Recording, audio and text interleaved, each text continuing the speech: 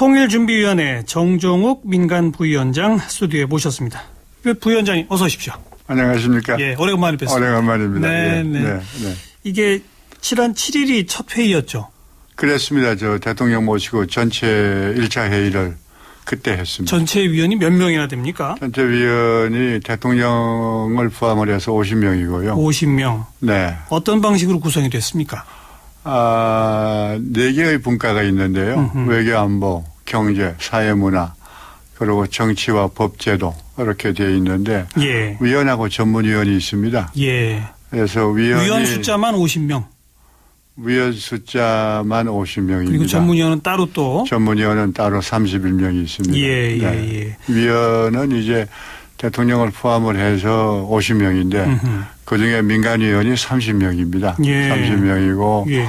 나머지는 이제 정부 측에서 나온 분들인데 7분의 장관이 있습니다. 그래서 기재부 장관, 외교부 장관, 통일부 장관, 국방부 장관, 문체부 장관 등등 해가지고 이제 7분 장관 7명하고 그리고 이제 국무총리실 국무조정실장, 네네. 또 청와대 외교안보수석, 예. 청와대 안보실 차장, 예. 네, 그러고 그러니까 이제 통일과 관련될 수 있는 경제나 사회문화까지 포함된 정부의 각 부처 부처가. 책임자급들 네. 그게 한 20명이고 민간위원 30명은 그냥 역시 각계의 전문가분들로 이렇게 위촉이 된 각계의 전문가분들입니다. 네. 여야 정치권도 혹시 포함이 되어 있습니까? 여야 정치권이 이제 여당하고 야당이 정책위원회 의장이 저희 멤버로 들어와 있습니다. 그건 사실은 대통령께서 야당 대표를 만나지 않았습니까? 만났을 때 특별히 부탁을 했다고 그럽니다.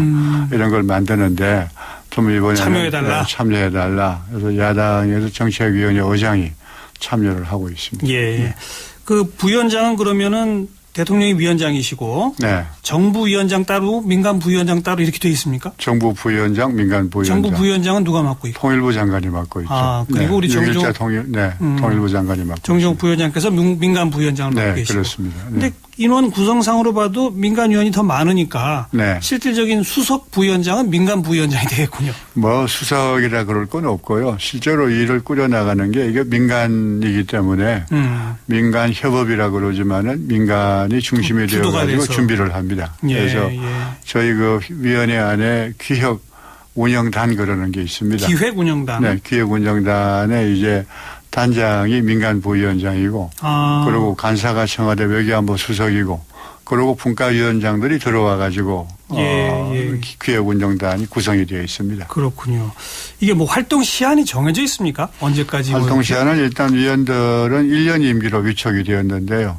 뭐 꼭 1년 끝난 다음에 이제 해체가 되는 건 아니고 상당히 오랫동안 지속이 되는 걸로. 원래 통일이 이게 쉬운 게 아니지 않습니까? 그렇죠. 네, 상당히 장기적인 그런 거 과업이기 때문에 꽤 오래 갈 걸로 생각을 합니다. 이 위원회의 어떤 운영 방식은 어떻게 됩니까? 뭐 전체 회의를 뭐 얼마 만에 한 번씩 한다. 분과는 어떻게 한다. 뭐 이런 게 정해져 있습니까? 어떻습니까? 저희가 규정이 있는데요. 정해져 있습니다. 대통령께서 주재하는 그 전체 회의가 분기에 한 번씩. 1년에 4번. 1년에 4번 있습니다. 그리고 이제 분과위원회가 적어도 한 달에 한 번 하게 되어 있습니다. 네. 그리고 기획운영단이 이제 그런 각 분과회의 등등이 운영된 것을 다 총괄해서. 그렇습니다. 조정을 하고 총괄하고 그렇습니다. 기획운영단은 그러면 수시로 계속 회의를 해야 되겠네요. 기획운영단은 뭐 자주 만나야 될 겁니다. 혹시 정종 부위원장님 뭐 상근하시게 됩니까? 그건 아닙니까? 저는 비상근입니다. 비상근이고 전 지금 소속이 인천대학교 석사 교수로 있는데 인천대학에서 지금 나와가지고 이 통일준비위원회 부위원장을 맡고 있는데 일종의 그 봉사하는 그런 기분으로 하고 있지만 열심히 하고 있습니다. 이 위원회 일을 좀 서포트할 실무 사무국이나 뭐 이런 것도 좀 있습니까? 네, 사무국이 있죠. 근데 사무국이 워낙 간편합니다. 지금 한 10명 정도가 있는데 통일부를 비롯해 가지고 여러 부처에서 파견을 받아가 10명으로 지금 구성되어 있습니다. 거기다가 이제 저희가 9월쯤 되게 되면은 지금 공모를 하고 있는데 저희 실제 일을 도와줄 수 있는 전문 스태프들을 뽑습니다. 박사학위를 가진. 아까 그 전문위원과 또 별개로. 전문위원은 그건 이제 그 사무국 직원이 아니고. 그렇죠. 그 사람들은 이제 위원회의 그 위원들이고.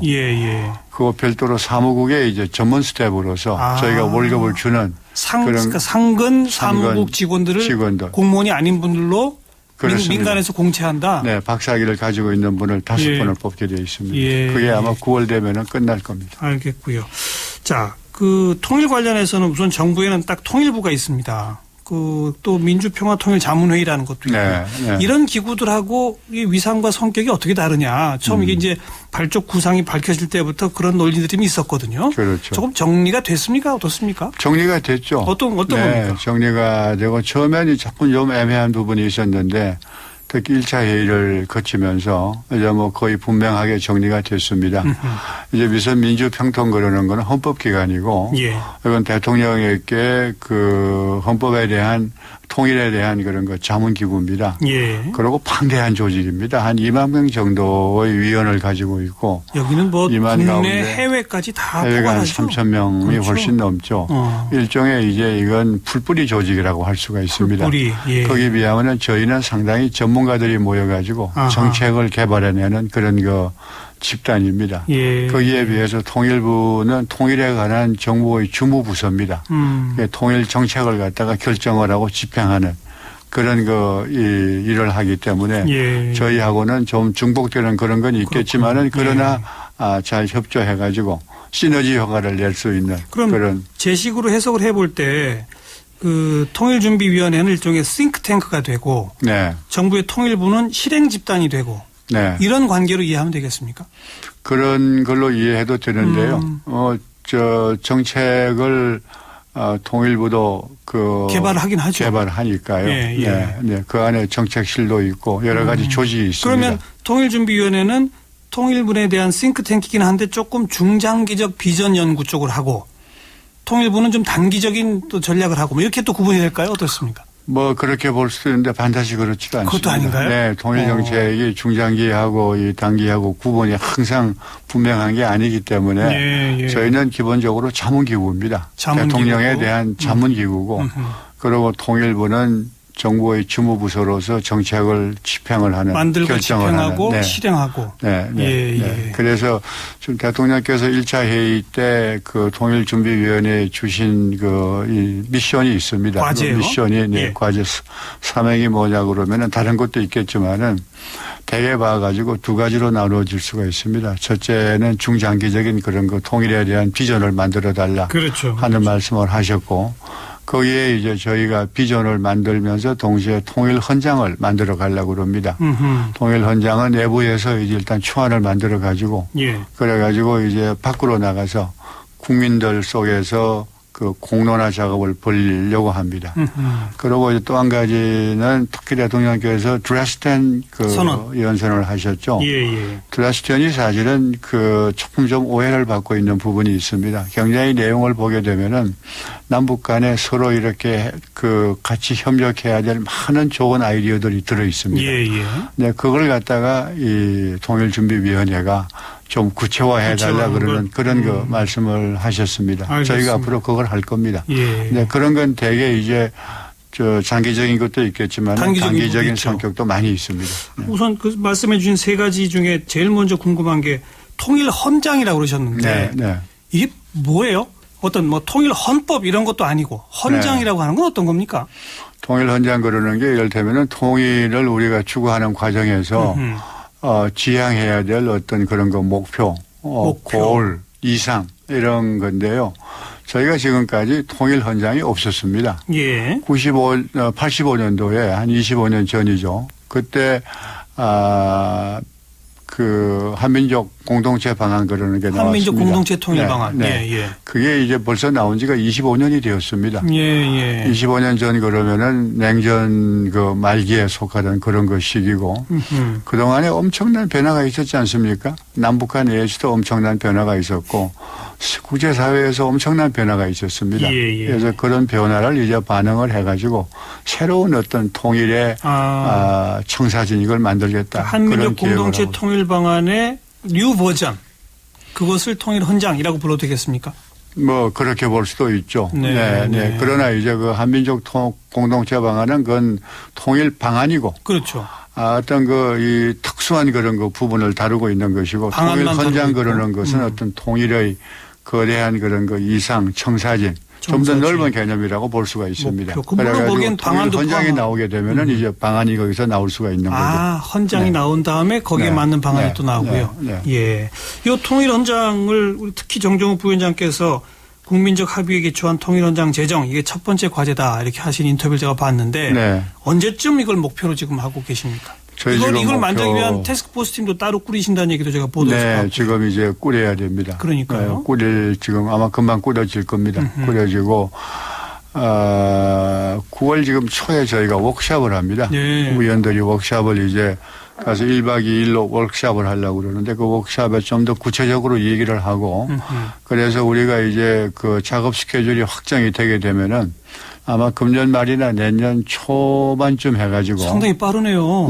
한번 그렇게 빨리 해보려고 그럽니다. 초안을 빨리 내서 가지고 이제 국민대 토론회라든지 알겠습니다. 그런 그 공론화 과정을 거쳐가지고 희망적으로는 내년 말이 가기 전에 뭔가 우리가 한번 좀 만들어낼 그런 완성품을 생각을 가지고 있습니다. 그리고 먼저 앞에 이제 대통령이 과제로 제시했다고 하신 통일에 대한 중장기 비전, 청사진, 요거는 어떻게 각 분과별로 외교, 경제, 사회, 문화, 정치법 각 분과별로 따로따로 작업을 하게 되겠죠? 이건 아무래도. 물론 분과별로 작업하는 게 가장 이제 중요하지만은 또 분과하고 겹치는 부분이 있을 겁니다.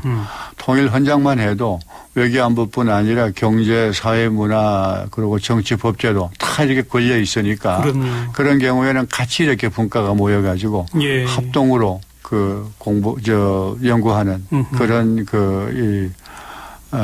생각을 가지고 있습니다. 여기서 이제 가장 또 좀 민감한 게 통일의 시점을 대략 언제로 보느냐, 몇십 년으로 보느냐, 이것도 사실 경제연구소에서도 이런저런 시뮬레이션을 통해서 계산해서 나온 것도 있고, 정치법제에서도 이런저런 어떤 안들이 나온 게 있고, 여러 가지 연구들이 있었지 않습니까? 통일준비위원회에서는 그걸 어떻게 좀 수렴하고 정리하실 생각이신지요? 사실은 그게 저희의 고민 중에 하나라고 할 수 있는데요. 그러나 지금 문제죠. 통일의 시점 그러는 거는 대개 보게 되면은 통일의 비용 산출하고 굉장히 관계가 있습니다. 그러니까 방식하고도 관련이 있고. 그렇죠. 흡수 통일이냐 그렇지 않으면은 그 합의 통일이냐에 따라 가지고 통일 비용이 훨씬 달라지니까요. 그리고 언제 통일이 오느냐에 따라 가지고 엄청난 차이가 나오는 거고 저희가 지금 하는 거는 반드시 그런 건 아니고 통일이 언제 오더라도 우리가 준비는 해야 되겠다 하는 그런 생각에서 지금 일을 시작을 한 겁니다. 자, 그리고 이제 또 하나가 드레스덴 선언에 나온 것들을 좀 구체화한다. 여기는 이제 좀 단기적인 남북 교류 협력 등등도 들어가지 않겠습니까?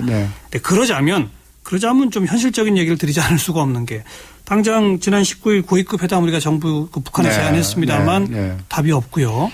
오늘 교황이 오시는 날인데도 또 이것저것 발사를 북한은 하고 그럽니다. 이 과정에서 뭐라도 교류 협력이 물꼬를 뜨고 그러면 또 남북 간 대화도 재개돼야 되고 오이사 조치 해제 문제도 고민해야 하고 거기에 또 미리 북한이 선제적 조치로 해야 할 것도 고민해야 하고 참 난제가 얽혀 있단 말이죠. 이 대목에 대해서 우리 정종욱 부위원장은 어떤 생각을 가지고 계세요? 통일준비위원회가 그 문제를 다 고민해야 하는 건 아니지만 부위원장으로서 어떤 생각을 가지고 계십니까? 남북 간에 그동안에 엄청난 그런 그 갈등과 또 이 반목이 있어 왔지 않습니까? 그런 과정에서 불신이 굉장히 쌓여왔습니다. 그렇죠. 그래서 불신을 갖다가 해소하기 위해 가지고는 한꺼번에 해소하기가 굉장히 힘듭니다. 그래서 차근차근하게 대통령께서도 여러 번 강조하시는 게 작은 통일부터 시작을 해서 큰 통일로 간다 하는 그런 말씀을 여러 번 하셨습니다. 독일 경우에도 적은 발걸음이라 그러는 그런 조그마한 발걸음이라 그러는 얘기를 하지 않았습니까? 그렇죠. 그래서 그런 적은 일들을 통해 가지고 이제 신뢰가 쌓이면서 남북 간에 보다 더 큰 그런 통일로 나갈 수 있는 그게 아마 현실적인 방향이지 않나 하는 생각을 하는데 당장 이번에 아시안 게임이 있지 않습니까? 맞아요. 9월 중순부터 아시안 게임이 있고 여기 경기단, 선수단하고 응원단까지 다 오기로 일단 돼 있습니다. 일단은 선수단은 오는 걸로 북한이 발표가 했고 응원단도 이제 오는데 지금 아직 협상 실무 접촉을 해야 됩니다. 그래서 이제 보게 되면은 앞으로 아시안 게임을 비롯해 가지고 남북 간에 그런 그 신뢰를 쌓아갈 수 있는 여러 가지 이 일들이 예정이 되고 있습니다. 아시안 게임 후에 또 뭐가 있나요? 예정된? 아시안 게임 후에도 이제 우리가 지금 지난 11일 날 제의한 걸 보게 되면은 이산가족 제외 이 얘기도 그렇죠. 있었고 예. 또 저희들이 이제 북한이 원하는